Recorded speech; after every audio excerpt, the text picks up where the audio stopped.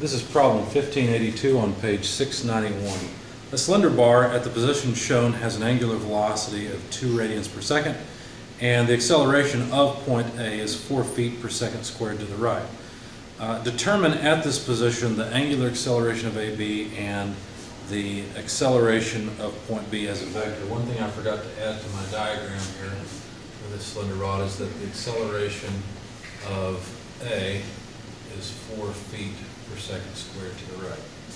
So with the coordinate system that I've selected here, this XY coordinate system, that means that as a vector it's 4 feet per second in the, multiplied by the unit vector I. Okay, so we want to find the angular acceleration and the linear acceleration, or the angular acceleration of the body, linear acceleration of point B. All right, so let's start off with an equation to relate the motion of A to the motion of B, because we know the complete motion, or at least the complete acceleration of A. So let's write that the acceleration of point B is the acceleration of point A plus the relative acceleration of B with respect to A. Now, if we think about how, or what we're doing here, we're pretending that the bar AB has the motion of A everywhere, plus some rotational motion about the reference point A. So in this case, it's an angular acceleration. Let me move this second diagram off to the side because I'm going to use it a bit. So we're just imagining the reference part, because here's the relative motion piece here, okay? Anyway, there would be a normal acceleration of B with respect to A. So that's in the unit normal direction, which of course is going to point towards A. And then there's also the tangential acceleration of B with respect to A. Now, you might wonder why I drew it this way rather than the other way. Why did I draw it down to the left rather than up to the right? The reason is because I'm not sure exactly what the angular acceleration of A is yet. Probably intuitively we can figure out by the motion of A that the angular acceleration is also counterclockwise. However, I always draw my tangential accelerations so that the rotational motion, the rotational acceleration in this case, is in the positive direction. Now positive, since we have x into y, is z, so a rotation counterclockwise is positive, and that's how I've drawn this acceleration to match with a positive angular acceleration. So anyway, extending our equation, adding a few things that we know that the acceleration of point A is only in the I direction. So let me write it this way: acceleration of A in the I direction. Make it clear I'm talking about the magnitude of the acceleration, and then that it's only in the y or I direction. And then to that I will add the acceleration of B with respect to A in the normal direction, as well as the acceleration of B with respect to A in the tangential direction. So it's that tangent and normal piece. Now I'm not worried about directions yet, whether these vectors are in the positive or negative directions. The tangential vector would be like this, and the normal vector, of course, would be like this. I'm not really worried about that yet. Now let me continue with this. The acceleration of A is only in the I direction, and then the normal acceleration has magnitude omega squared L, and it's in the normal direction. And then the tangential acceleration is always alpha times the length, so that's in the tangential direction. So now what I need to do is I need to write these so that they match the coordinate system. Now notice that the normal component will have a contribution in the negative y, positive x direction. So this is acceleration of AI. Break this up into parts, it would look like this: omega squared L multiplied by sine of theta I.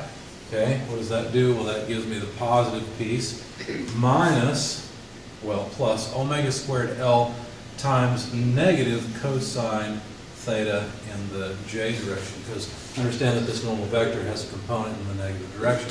Now that's just breaking up this piece into two parts. We have to break up the tangential piece as well.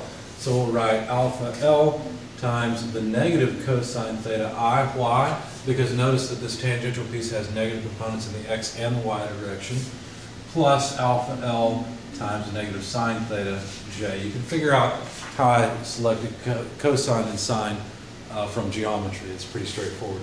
So what do we have? Well, we have that the acceleration, in fact, let me get rid of this now that we don't need it anymore. The acceleration of point B can be written as an I component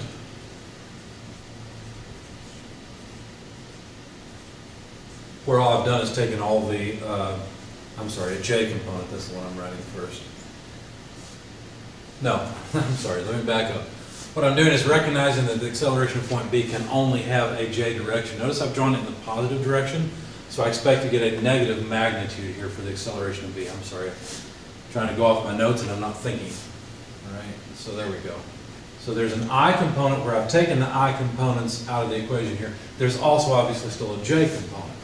So we've got negative omega squared L cosine theta minus alpha L sine theta, and that is in the J direction, okay? Now, notice that on the left-hand side, there's no I piece. That means that this term must be 0. When you extract that term and then solve for the only unknown, well, let me back up. So 0 equals acceleration of A plus omega squared L sine theta minus alpha L cosine theta. When you solve for alpha, you find that it's acceleration of A plus omega squared L sine theta divided by L cosine theta. Okay, plugging in the units, the acceleration of A is 4 feet per second to the right. The angular acceleration is 2 radians per second. It needs to be squared. The length is 3 feet of the rod, and then we need sine of 30 degrees because that's the angle. And then finally we have L, which is 3 feet times the cosine of 30 degrees. Plug all this into your calculator. The units are consistent. You'll get radians per second squared. You get about 3.849 radians per second squared, and that is, of course, counterclockwise because notice it came out positive. Okay. If we then extract the y component, then we can calculate the acceleration of B just by calculating this term. Let's see, so the acceleration of B then is equal to negative omega squared L cos theta minus alpha L sine theta.